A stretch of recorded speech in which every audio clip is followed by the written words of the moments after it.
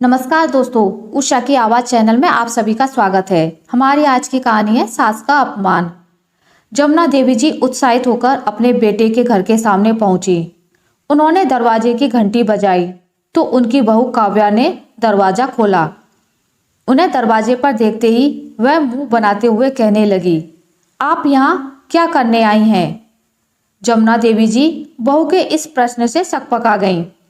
उन्हें बहू से ऐसे प्रश्न की उम्मीद नहीं थी। उन्होंने कभी सोचा भी नहीं था कि बहू दरवाजा खोलते ही ऐसा कुछ पूछ बैठेगी। उन्होंने अपने आप को संभालते हुए कहा, बहू, वो मैं मुन्ने से मिलने के लिए आई थी। काव्या कहने लगी, अभी तो मुन्ना सो रहा है। यह सुनकर जमुना देवी जी को समझ में नहीं आया कि वह क्या जवाब दे। उन्होंने धीरे से कहा, बहू, अभी तुम्हारी डिलीवरी को 15 दिन ही हुए हैं। तुम्हारा शरीर कमजोर होगा तो मैंने सोचा कि तुम्हारे पास रहकर तुम्हारी देखभाल भी कर लूँगी और मुन्ने के साथ खेल भी लूँगी। फिर मुझे भी अपने बेटे, बहू और पोते के साथ कुछ दिन रहने का मन करता है ना। देखो, मैं गांव से तुम लोगों के लिए क्या क्या लाई हूँ। काव्या मुंह बिचकाते हुए बोली, मुझे कुछ नहीं चाहिए। मेरे पास किसी चीज़ की कोई कमी नहीं है। और जहाँ तक बात है मेरी देखभाल की और घर संभालने की, तो घर में झाड़ू पोंछा लगाने वाली नौकरानी आती है। सारे काम के लिए वो तो है ही, ऊपर से मेरी माँ यहीं पास में ही रहती हैं, तो वह आकर मेरी देखभाल कर लेती हैं। आपको इतनी छोटी सी बात समझ में नहीं आती कि मुझे आपके साथ रहना पसंद नहीं है, जो आप मुंह उठाकर यहाँ चली आई। जमुना देवी जी का मन आहत हो गया। फिर भी उन्होंने भरे गले से कहा, मैं तो बस यहाँ पर तुम्हारी मदद करने के लिए आई थी। तब तक उनका बेटा विभोर भी दरवाजे पर आ चुका था। पत्नी की कड़वी बातें सुनकर भी वह मौन खड़ा था। ना तो उसने आगे बढ़कर माँ के पैर छुए, ना ही उनके हाथों से वह भारी बैग लिया। जमुना देवी जी किसी अपराधी की तरह खड़ी थी। काव्या आगे बोली, सासू माँ, आप भले ही मेरे घर में झाड़ू पोंछा लगा दीजिए, फिर भी मैं आपके साथ रहना पसंद नहीं करूँगी। ये सुनकर जमुना देवी जी सन्न रह गईं। बेटे के सामने ही बहू लगातार उनका अपमान किए जा रही थी, लेकिन उनका बेटा विभोर चुप्पी साधे खड़ा था। उनकी आंखों में पानी तैरने लगा था। उन्होंने उम्मीद भरी नजरों से बेटे की ओर देखा तो बेटे ने भी चुप्पी तोड़कर ऐसी बात कह दी कि जमुना देवी जी सोचने लगी कि इससे भला तो वो चुप ही था। विभोर कहने लगा, जब मैंने आपको बुलाया ही नहीं था तो आपको यहाँ आने की जरूरत ही क्या थी? आप आराम से गांव में रहती। जमुना जी हैरानी से बोली, अपने पोते से मिलने के लिए तेरे घर नहीं आ सकती क्या? क्या तू मुझे अपने बेटे का चेहरा भी नहीं दिखाएगा? यदि तू चाहता है कि मैं घर से चली जाऊं तो चली जाऊंगी बेटा। मैं तो बस अपने पोते से मिलने के लिए ही आई थी। जमुना देवी जी भले ही ऊपर से सामान्य जैसा दिखने की कोशिश कर रही थी, लेकिन भीतर ही भीतर उनका मन टूट चुका था। उनकी बहू मुंह बनाते हुए बोली कि अभी मेरा बच्चा छोटा है, ऐसे ही मैं उसे बाहर लेकर नहीं आ सकती। उसे किसी की नज़र लग गई तो? आप यह सब सामान उठाइए और चुपचाप यहाँ से चले जाइए। उनका बेटा भी बोला, माँ, जब मेरी पत्नी ने कह दिया तो तुम बहस क्यों कर रही हो? तुम हमारे साथ नहीं रह सकती। फिर जमुना देवी जी ने मन ही मन तय कर लिया कि वह यहाँ दोबारा अपमानित होने के लिए कभी नहीं आएंगी और अपनी सारी संपत्ति से भी बेटे को बेदखल कर देंगी। वह रोते हुए बेटे के घर की दहलीज से बिना पीछे मुड़े थके हुए कदमों से वहां से चली गई। वो बस स्टैंड पर बैठकर बस के आने का इंतजार कर रही थी। गर्मी बहुत तेज थी और बेटे ने उन्हें पानी तक नहीं पूछा था। फिलहाल उनके पास पानी भी नहीं था। उन्हें बहुत जोर की प्यास लगी थी। वह दुखी मन से उठी और उन्होंने एक बोतल पानी खरीदकर 2 घूंट पानी पीकर गला तर किया। तभी उन्होंने देखा कि सामने गन्ने का रस बिक रहा था। गन्ने के रस को देखते ही उन्हें अपने बेटे विभोर की याद आ गई। विभोर को गन्ने का रस कितना पसंद था। गर्मियों में वो विभोर के साथ जब भी बाजार जाती थी तो विभोर आइसक्रीम वगैरह छोड़कर हमेशा गन्ने का जूस ही पिया करता था। आज भी जूस देखते ही उनके कदम खुद ब खुद उस ओर बढ़ चले। उन्होंने एक गिलास जूस खरीदा। जैसे ही वह जूस का गिलास होठों से लगाने वाली थी तभी पीछे से आवाज आई, माँ, मुझे गन्ने का जूस नहीं पिलाओगी? आवाज सुनकर उन्हें यकीन ही नहीं हुआ। उन्होंने पीछे पलटकर देखा तो सामने विभोर खड़ा था। उसे देखते ही उनके मन में ममता का सागर उमड़ पड़ा। लेकिन अभी थोड़ी देर पहले हुई बहसबाजी को याद करके उनका मन कसैला हो उठा और वो दूसरी तरफ देखने लगी। विभोर उनके सामने आकर उनके पास घुटनों के बल बैठकर किसी छोटे बच्चे की तरह उनके पैरों से लिपट गया और भरे हुए गले से कहने लगा, माँ, तुम भले ही मुझे माफ मत करना, लेकिन मुझसे बात करना तो बंद मत करो। मैं जानता हूँ कि मैंने बहुत बड़ी गलती की है।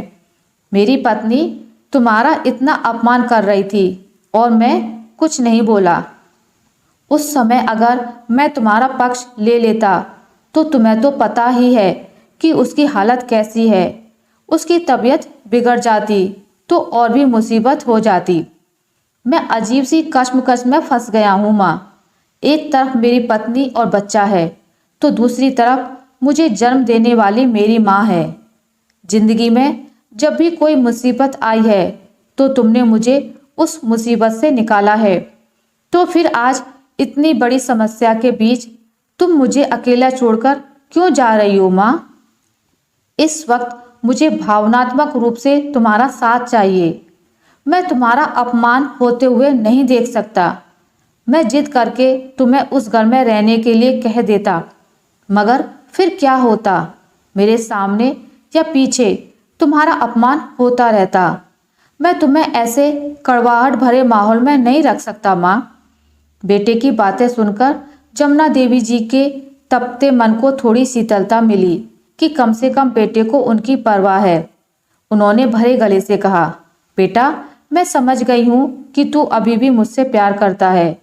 मुझे तो लग रहा था कि तू भी बहू की तरह मुझे अपने घर में देखना पसंद नहीं करता, लेकिन तेरी बातें सुनकर मेरी सारी पीड़ा दूर हो गई है। तू सही कह रहा है। ऐसे समय में काव्या को तेरी ज़्यादा ज़रूरत है।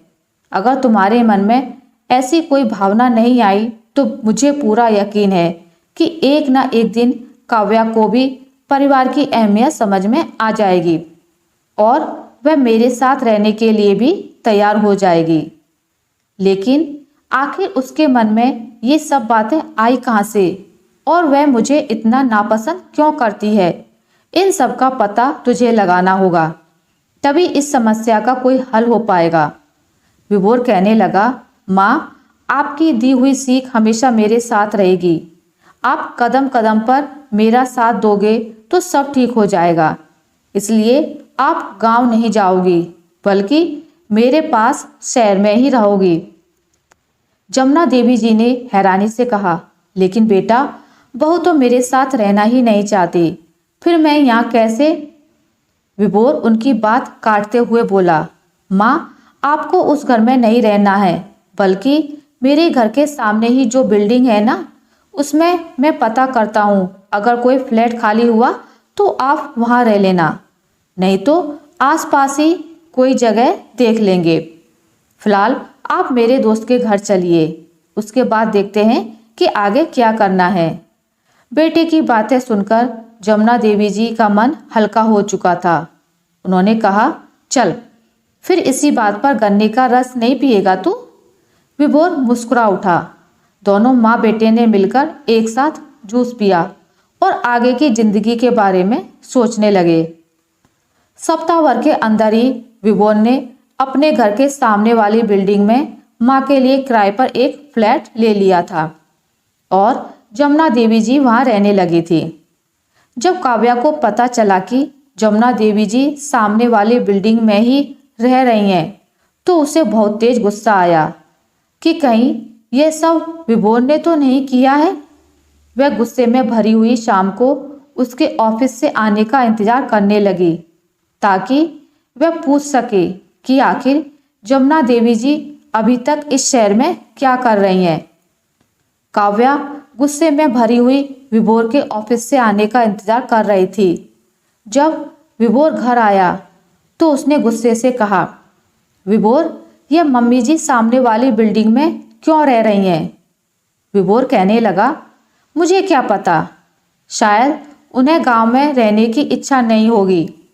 वह क्या मुझसे पूछकर कहीं रहेंगी? तुम उन्हें अपने घर में सहन नहीं कर सकती। बाकी उन्हें जहाँ रहना है वह अपनी मर्जी की मालकिन हैं। उनके पास अपने रुपए हैं, वह जो चाहे कर सकती हैं। इससे हमें क्या? यह बात सुनकर काव्या का गुस्सा थोड़ा ठंडा हुआ कि इसके पीछे विभोर का हाथ नहीं है। काव्या जब भी अपने कमरे की खिड़की या बालकनी पर खड़ी होती तो उसे जमुना देवी जी दिखाई पड़ जाती और उसका मन गुस्से से भर जाता। काव्या की माँ कामनी जी आधे घंटे की दूरी पर ही रहती थी, इसलिए रोज काव्या के घर चली आती थी। एक दिन काव्या ने परेशान होते हुए कहा, देखो ना माँ, मम्मी जी को मैंने अपने घर में जगह नहीं दी तो वह मुझे चढ़ाने के लिए सामने वाली बिल्डिंग में ही रहने लगी हैं। कामनी जी चाय की चुस्की लेते हुए बोली, मुझे तो पहले से ही पता था कि यह औरत बहुत तेज है, तभी तो मैंने शुरुआत में ही तुझसे कह दिया था कि तू इससे दूर ही रहना। इसकी चिकनी चुपड़ी बातों में आकर तू इसकी जिम्मेदारी मत उठा लेना, वरना बुढ़ापे में यह तुझसे सेवा करवाती रहेगी। बस इसी तरह तुम्हें सास के बोझ से बचने के लिए पति को मुट्ठी में रखना होगा। काव्या ने मुस्कुराते हुए सहमति में सिर हिलाया। पीछे खड़े विभोर ने भी सब सुन लिया था। आज उसे समझ में आ रहा था कि बिना किसी बात के ही काव्या अपनी सास से इतना चिढ़ती क्यों है। काव्या ने जानबूझकर अपनी सास का अपमान किया था ताकि वह उसकी जिंदगी से दूर हो सके। जब काव्या की डिलीवरी हुई थी तब विभोर ने कहा भी था कि खुशी का मौका है, हम माँ को भी यहाँ बुला लेते हैं। तब काव्या गुस्से से बोली थी कि जब हम गांव जाते हैं तो मम्मी जी मेरे साथ अच्छा व्यवहार नहीं करती हैं और ऐसे समय में मैं उनका चेहरा देखकर कोई तनाव नहीं लेना चाहती, इसलिए उन्हें यहाँ मत बुलाना। यह सुनकर विभोर सन्न रह गया था, लेकिन मौके की नजाकत को समझते हुए उसने उससे कोई बहस नहीं की थी। और इसी बीच जब एक दिन उसकी माँ खुद ही बिना बुलाए गांव से शहर चली आई थी तब काव्या ने उनका कितना अपमान किया था।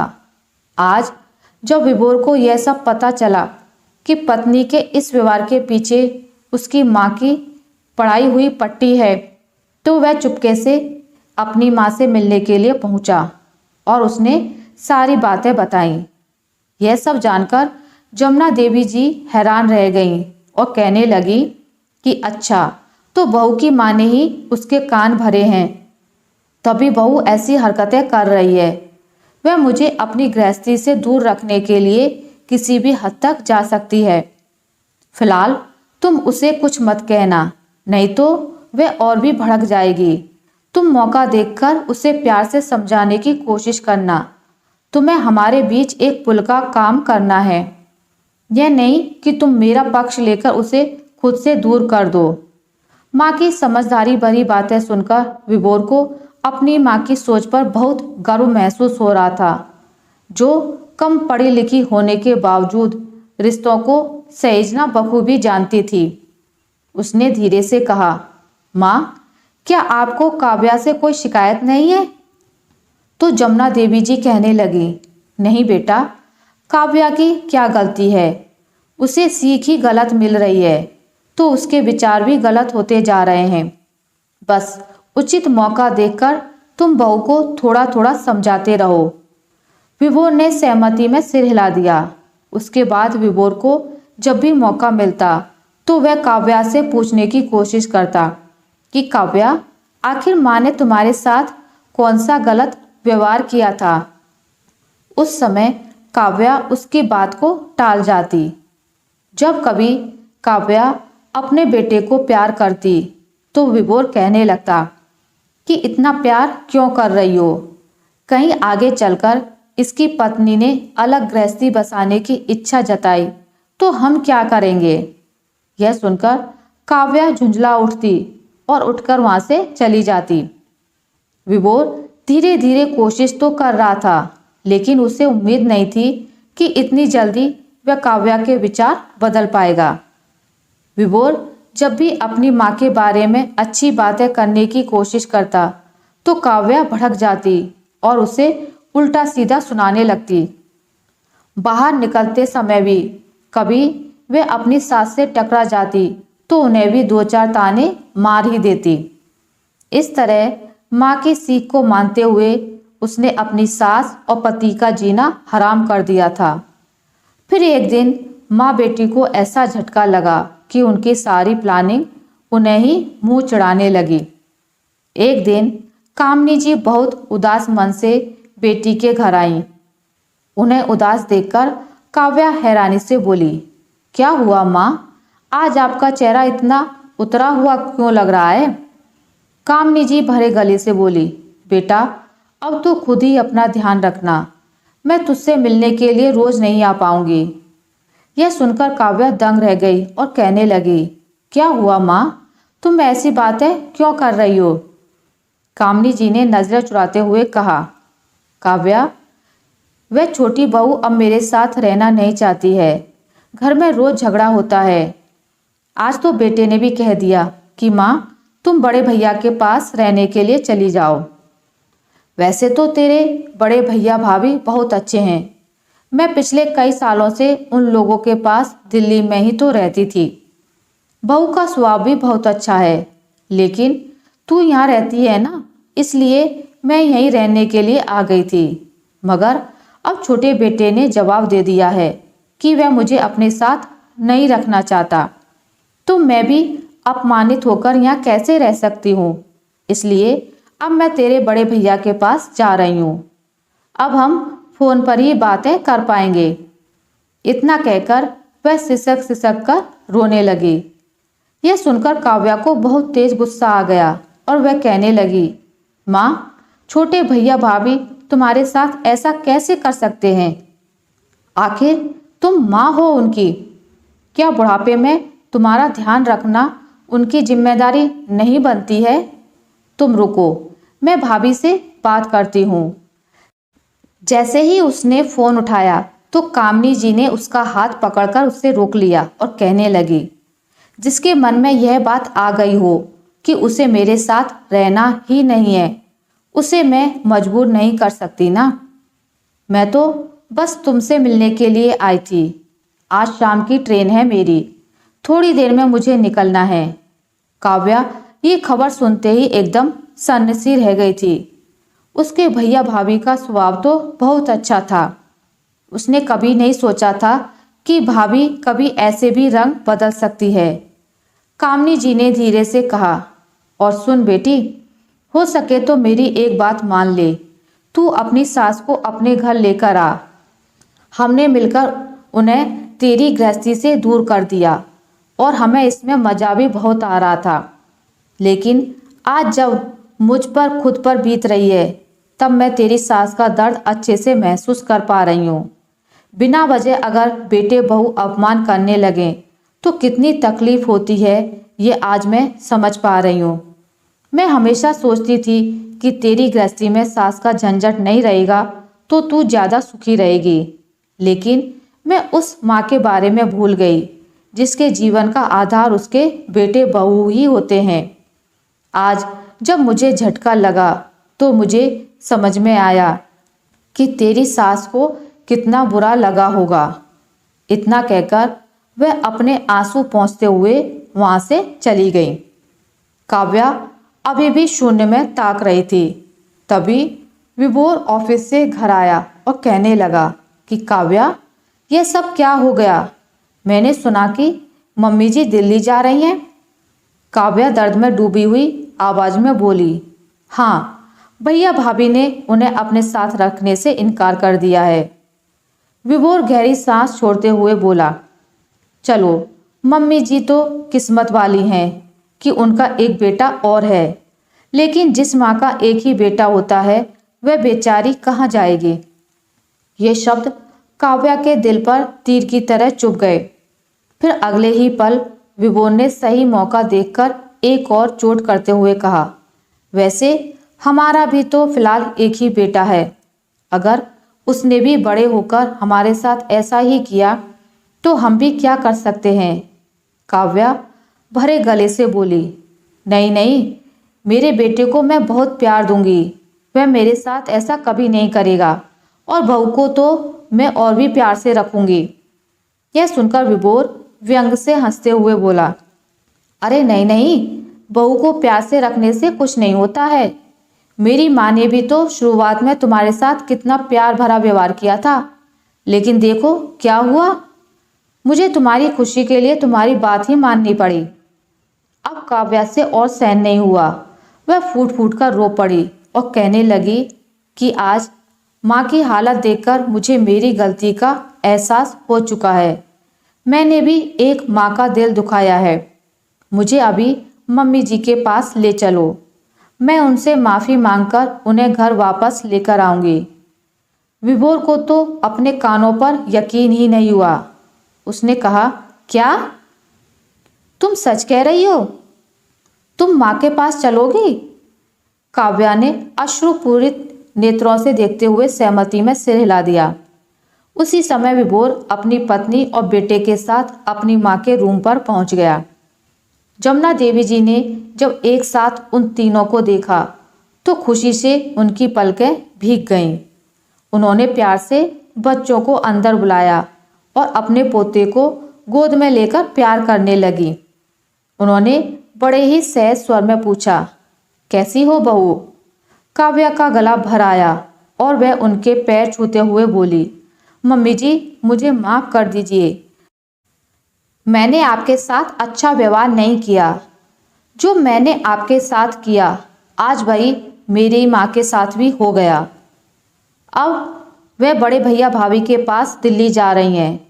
मैं आज आपसे माफ़ी मांगकर आपको साथ लेने के लिए आई हूँ। आपको मेरे साथ चलना ही होगा। अब से आप यहाँ नहीं रहेंगी, बल्कि हमारे साथ हमारे घर में रहेंगी। यह सुनकर जमुना देवी जी ने नम आंखों से बेटी की ओर देखा तो विभोर के होठों पर एक छोटी सी मुस्कुराहट की रेखा खींच गई। जमुना देवी जी ने बहू के सिर पर हाथ फेरते हुए कहा, बहू, मुझे यकीन था कि तुम्हें एक ना एक दिन अपनी गलती समझ में जरूर आएगी। वैसे भी मैंने तुम्हारे प्रति अपने दिल में कोई कड़वाहट नहीं रखी है। तुम मेरे बेटे की पत्नी हो, मेरे पोते की माँ हो, इसलिए तुम हमेशा मेरे दिल के करीब ही रही हो। बस तुम मुझे समझ नहीं पाई। काव्या बस सिर झुकाए खड़ी थी। जमुना देवी जी ने कहा, मगर अब भी देर नहीं हुई है। तुम गलती का एहसास होते ही मेरे पास चली आई। मुझे तुमसे कोई शिकायत नहीं। चलो अब घर चलते हैं। फिर पूरा परिवार एक साथ रहने के लिए एक नई राह पर चल पड़ा। आशा करती हूँ आपको मेरी आज की कहानी अच्छी लगी होगी। अगर आपको मेरी ये कहानी अच्छी लगी है तो इसे लाइक करें, ज़्यादा से ज़्यादा शेयर करें, और अगर आप मेरे चैनल पर नए हैं तो इसे सब्सक्राइब करना ना भूलें। मिलते हैं एक नई कहानी के साथ, तब तक के लिए नमस्कार।